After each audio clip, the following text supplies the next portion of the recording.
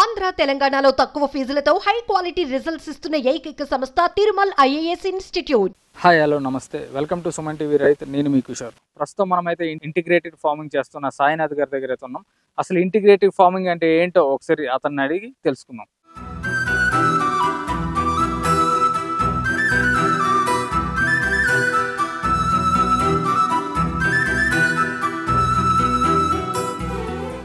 నమస్తే సార్, సాయినాథ్ గారు.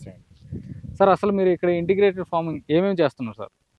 మనం మేజర్ యాక్టివిటీ వచ్చేసి ఇంటిగ్రేటెడ్ ఫార్మింగ్లో మనకి నీటి అవసరం అనేది చాలా ఎక్కువ ఉంటుంది కాబట్టి మేజర్ యాక్టివిటీ కింద ఆక్వాకల్చర్ తీసుకొని ఆక్వాకల్చర్ని మిగతా అగ్రికల్చర్కి కానీ ఆర్కిడ్ ప్లాంటేషన్ పండ్ల తోటలకు కానీ ఇంటిగ్రేట్ చేస్తూ అనుసంధానం చేస్తూ నేను ఫార్మింగ్ చేస్తున్నాను. ఇక్కడ ఏమేమి ఫార్మింగ్ చేస్తున్నారు సార్ మీరు? ప్రస్తుతానికి మనకి నాటుకోడ్లు, కంజులు, డైరీ అనేది కూడా ఉందండి. నాటు జాతి ఆవులు ఏదైతే సాహివాల్ అంటారో సాహివాల్ బ్రీడ్ ఆవులు కానీ, మన నాటు బాతులు ఉన్నాయి, మనీ మేకలు, గొర్రెలు కూడా చేస్తున్నానండి కంప్లీట్గా. మీరు చెప్పిన కొన్ని మాకు చూపించగలరా? తప్పకుండా అండి. మీరు వెనకాల చూస్తున్న షెడ్ వచ్చేసండి కంప్లీట్గా బర్డ్ ప్రొటెక్టెడ్. అండ్ ఇంకొకటి సమస్యలు నాటుకోళ్ళు చేసినప్పుడు సమస్యలు మేజర్గా ఎదురయ్యేది ఏంటంటే ప్రాపర్ షెడ్ మేనేజ్మెంట్ అనేది ఉండదండి. బేసిక్గా ఏమవుతుందంటే అలా షెడ్ కట్టేస్తారు, దాంట్లో ఆ చలికి చనిపోయే అవకాశాలు. మళ్ళీ దీంట్లో ఏంటంటే జంగు బిల్లులు అంటారు కదా, జంగల్ క్యాట్స్ కానివ్వండి, లేదా బయట నుంచి కుక్కలు వచ్చి చంపేయడం అనేది చాలా మట్టుకి నాటుకోడ్ ఫామ్లో చూస్తూ ఉంటాము. ఈ కంప్లీట్ ఇదేంటంటే నైట్ హౌస్ అంటారండి.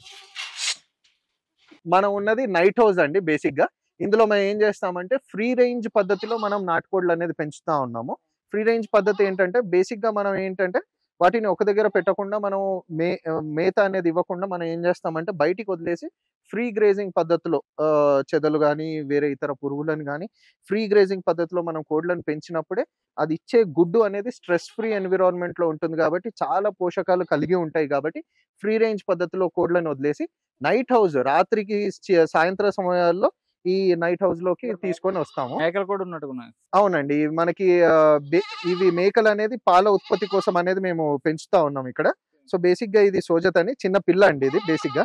సో ఇవి పెద్ద చెవుల జాతి కిందకి వస్తాయి, నేటివ్ బ్రీడ్స్ అంటారు, రాజస్థాన్ బ్రీడ్స్. ఇవి మేక పాలు 2 నుంచి 3 పిల్లలు ఇచ్చే అవకాశం ఉంది. ఇంకో పిల్ల కింద చూస్తున్నారు కదా.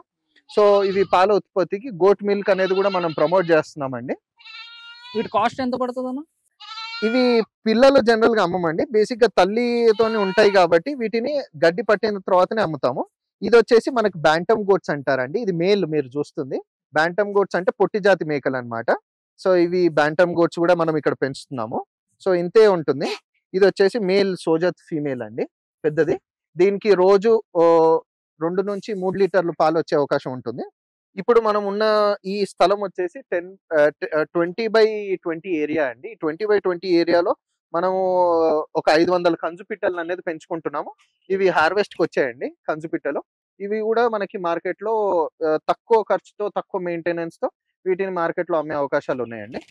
బేసిక్గా మనకి ఇవి 100 నుంచి 200 గ్రాముల వరకు పెరిగే అవకాశం ఉంటుంది. 30 రోజుల్లోనే దీని పంటకాలం అండి. సో ఎవరైనా ఆసక్తి గల యూత్ కానీ లేడీస్ ఎంటర్ప్రినర్స్ కానీ ఈ కంజు పిట్టలని అనేది పెంచుకొని ఇది కూడా ఒక source of income, integrated farming లో ఒక సోర్స్ ఆఫ్ ఇన్కమ్ లాగా వాడుకోవచ్చు. వీటికి మనకి చికెన్ స్టార్టర్ ఫీడ్ అని వస్తుందండి బేసిక్ గా. అందులో మనకి మక్కలు కానీ ఇవన్నీ వస్తాయి. సో అవి కూడా పెంచుతాము. లేదా మన దగ్గర ఉన్న ఒడ్లు ఉంటాయి కదా, నానబెట్టిన ఒడ్లు, స్ప్రౌట్స్ లాగా చాలా న్యూట్రిషియస్ అండి. అవి కూడా వీటికి ఆహారంగా ఇస్తామండి. ఇంకా ఏవో డక్స్ ఏవో ఉన్నాయని చెప్పారు? అవునండి, మన దగ్గర నాటు బాతు రకాలు కూడా ఉన్నాయి. అవి ఫీల్డ్ లో ఉన్నాయండి, మనం చూద్దాము. ఇప్పుడు మనము బాతులని కంటే ముందు మీకు ఒక డైరీలో ఎలా చేస్తామనేది చూపిస్తానండి. యాక్చువల్లీ మనకి డైరీ అండ్ అగ్రికల్చర్ చాలా అనుసంధానం చేసుకునే మనము ఇంటిగ్రేటెడ్ ఫార్మింగ్ అనేది డెవలప్ చేస్తాము. డైరీ నుంచి వచ్చిన పేడ అనేది మనకి జనరల్ గా మనం పశువుల ఎరువు అనేది మనం తయారు చేసుకోవడానికి ఉపయోగపడుతుంది అగ్రికల్చర్ కి. సో మనం వీటి నుంచి వచ్చిన పేడ అండ్ మన ఆవు మూత్రంని జీవామృతం గాను ఘనజీవామృతం గాను మనం యూజ్ చేస్తున్నాము. ఇక్కడ మీరు చూస్తున్నది ఇది ఒకటి పొంగనూరు బుల్ల అండి. మనకి అందరికి సుపరిచితమైన breed, short breed Punganur. Relax అవుతుంది. ఇది మేల్ అండి, దీని పేరు సూర్యుడు. Yeah, so this is a male Punganur bull which is relaxing. మనకి ఇక్కడ ఆవులు అనేది ఇంటిగ్రేటెడ్ ఫార్మింగ్ లో కంప్లీట్ గా బయట వదిలేసే మనం పెంచుతామండి. షెడ్ కట్టున్నాం. చాలా మంది షెడ్ రూపంలో చాలా ఖర్చు చేస్తూ ఉంటారు. మనకు ఆ షెడ్ ఏంటంటే తక్కువ ఖర్చుతో మనము బిల్ట్ చేసుకున్న షెడ్ అన్నమాట. రేకులు వేసేసి కంప్లీట్గా చెట్టు నీడల్లో మనకి ఉండేటట్టు, ఎండ తగలకుండా. ఇప్పుడు వాతావరణం చల్లగా ఉంది కాబట్టి ఈ ఆవులన్నీ రిలాక్స్డ్గా అన్ని ఫ్రీ గ్రేజింగ్కి వదిలేసాము. కంప్లీట్గా పచ్చగడ్డి మేసాక మనం దానా అండ్ ఎండుగడ్డి అనేది ఆ షెడ్ లో మనం సాయంత్రానికి కట్టేసి మనం వాటికి పెట్టాం. ఇంకేమున్నాయన్నా పొంగనూరుతో పాటు? పుంగనూరుతో పాటు మనకి ఇంకొక 5 రకాల 5 జాతుల ఆవులు మనకి అవైలబుల్ ఉన్నాయండి. అక్కడ మీకు రిలాక్స్ గా కూర్చున్న ఆవు సాహివాల్ అండి. దాని పక్కన నల్లది కపిల అంటారు. అది వచ్చేసి రాటీ బ్రీడ్ అన్నమాట కంప్లీట్ గా. ఈ 2 రాజస్థాన్ బ్రీడ్లు. మీరు చూసిన పుంగనూరు మన ఆంధ్రప్రదేశ్ లో డెవలప్ చేసిన పుంగనూరు బ్రీడ్ అండి. ఇది రాజస్థాన్ బ్రీడ్ అండి. సాహివాల్ బ్రీడ్ అంటారు.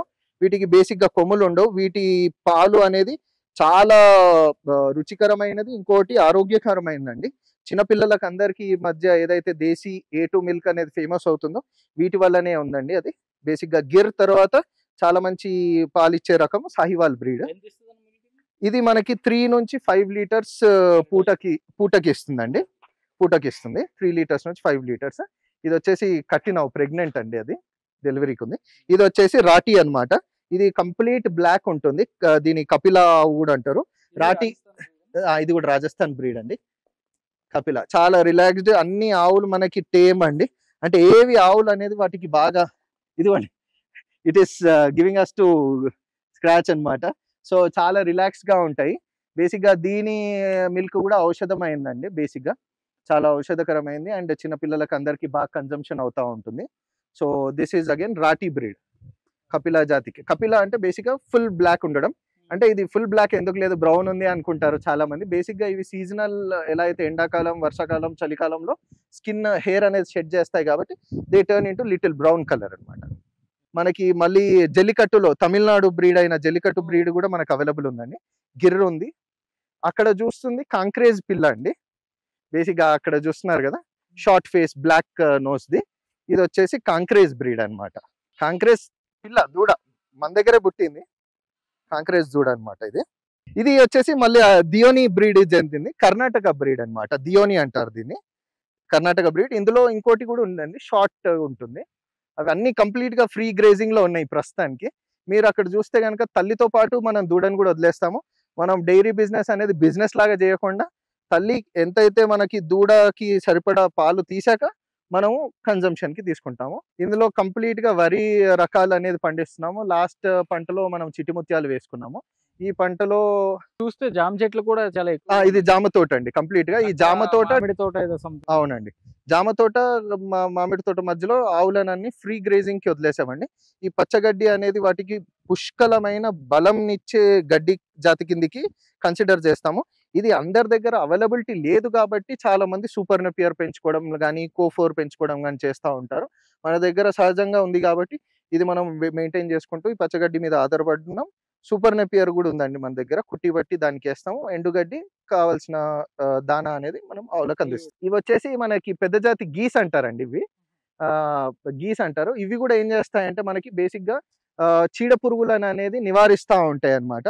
సో మనం పెస్టిసైడ్స్ మనం ఫామ్ లో యూజ్ చేయం కాబట్టి ఈ ఏదైనా పీల్చుడు పురుగులు కానీ, చీడ పురుగులు కానీ ఏవైతే విపరీతంగా వ్యాప్తి చెందుతాయో పొలంలో, ఇవి వాటిని తినేస్తూ అరికట్టి పెడతా ఉంటాయి. డక్స్ బాతులు కూడా ఇప్పుడు మనం వరి పొలాల్లో ఏం చేస్తామంటే వరి 15 రోజులకి మొలకెత్తాక బాగా 15 రోజులు నాట్లు వేసిన 15 రోజులకి మనం బాతులని వదిలేయడం అనేది జరుగుతుందండి. ఈ బాతులు ఏం చేస్తాయి, పంట దిగుబడి ఎక్కువగా ఉంటుంది. ఎగ్జాక్ట్లీ పంట దిగుబడి కాకుండా ఇంకోటి మధ్యలో ఏదైతే వాటర్ స్టాగ్నెంట్ వాటర్ లాగా ఉంటుందో మనం జనరల్ గా లేబర్ ని ఇన్వాల్వ్ చేసి కలుపుతా ఉంటాం అన్నమాట. దాన్ని అల్కిడి చేయడం అంటారు. ఆడవాళ్ళు జనరల్ గా వాళ్ళు చేస్తూ ఉంటారు. దీంట్లో మనం ఏం చేస్తామంటే బాతులను ఉపయోగిస్తున్నాం. ఆ బాతులు ఏం చేస్తాయంటే ఏదైతే కింద గంటకి మనకి చీడ పురుగులు పడతా ఉంటాయో, పీల్చుడు పురుగులు పడతా ఉంటాయో వాటిని అన్నిటిని నివారిస్తూ తినేస్తూ మనకి పంట దిగుబడిని అనేది పెంచుతూ ఉంటాయి. మళ్ళీ డక్ వెళ్ళే వ్యర్థాలు ఏదైతే వాటర్ లో పడతాయో అది న్యూట్రిషన్ గా మనకి మారుతూ ఉంటుంది. ఇంకేమేమి ఉన్నాయో ఒకసారి చూద్దామా. ఇది అన్ని జామ తోట అండి. ఇది కూడా నాటు రకమైన జామ అన్నమాట. ఇది నాటు రకమైన జామ తోట అండి. ఇప్పుడు కాపు ఇది నాటు రకం కాబట్టి 2 crops ఇయరే వస్తుందండి. దీనికంటే మనకి చలికాలం ముందు ఒక సీజన్ ఉంటుంది, మళ్ళీ చలికాలం తర్వాత ఎండాకాలంలో మళ్ళీ మనకి కాపు వస్తుంది. చలికాలం కంటే ముందు మనకి మంచి దిగుబడి వచ్చిందండి. మేము దీనికి కూడా మనము ఆవులు ఇప్పుడు ఏదైతే ఆవులు తిరుగుతూ ఉన్నాయో ఏదైతే పేడ వేస్తుందో వాటిని మొదల దగ్గర మనము ఇలా తవ్వేసి మనం మొదల దగ్గర వదిలేస్తా ఉంటాం కాబట్టి వాటి మట్టుకు వాటి గ్రోత్ అవుతాయి. ఎగ్జాక్ట్లీ వాటికి న్యూట్రిషన్ వచ్చేసి గ్రోత్ వస్తూ ఉంటాయి. దానిమ్మ చెట్లు ఉన్నాయండి, వీటిని ప్రూన్ చేసాం కాబట్టి మనకి ఇప్పుడు మళ్ళీ చిగురు వస్తాయి. చలికాలం కంటే ముందు ప్రూన్ చేసేస్తే ఇప్పుడు చిగురు వచ్చేసి ఇవి కూడా నాటు రకమైన దానిమ్మలు అండి. సో పెద్ద సైజ్ కాకుండా ఏదైతే తాయివాన్ వాటిది అంటారో ఆ వెరైటీ కాకుండా మనకి దేశీ వెరైటీ దానిమ్మలు అన్నమాట. ఇది మొత్తం ఎన్ని ఎకరాస్ ఉంటుంది? మొత్తం ఎన్ని ఎకరాలు? ఇది మొత్తం 10 ఎకరాల క్షేత్రం అండి. మనం ఈ 10 ఎకరాలని ఇంటిగ్రేటెడ్ రూపంలో 2 ఎకరాలకి ఆక్వాకల్చర్ గాను కేటాయించి 1 ఎకరంన్నర మనకి పండ్ల తోటకి కేటాయించి 1/2 ఎకర్ అనేది పూల తోటకి కేటాయించామండి. మిగతాది కూరగాయలకి ఒక 1 ఎకర్ కేటాయించాము. మిగతా ఒక 3 ఎకరాలు వరికి కేటాయించామండి. సో 10 ఎకరాల క్షేత్రాన్ని మనం ఇంటిగ్రేటెడ్ ఫార్మింగ్ రూపంలో చేపలను అనుసంధానం చేసుకుంటూ వరి, కూరగాయలు, పూల, పండ్ల తోటగా మార్చాం. ఇందాక వచ్చేటప్పుడు ఒక అబ్బాయి అన్నారు ఇలా మా డక్స్ కి పిలుస్తూ వస్తాయి అని చెప్పారు. అవునండి తప్పకుండా. అవి కిందికి వెళ్ళినట్టున్నాయి. They are very far. మనం ఎప్పుడైతే సౌండ్ చేస్తామో అవి మనకి ఇమీడియట్ గా వచ్చేస్తాయి.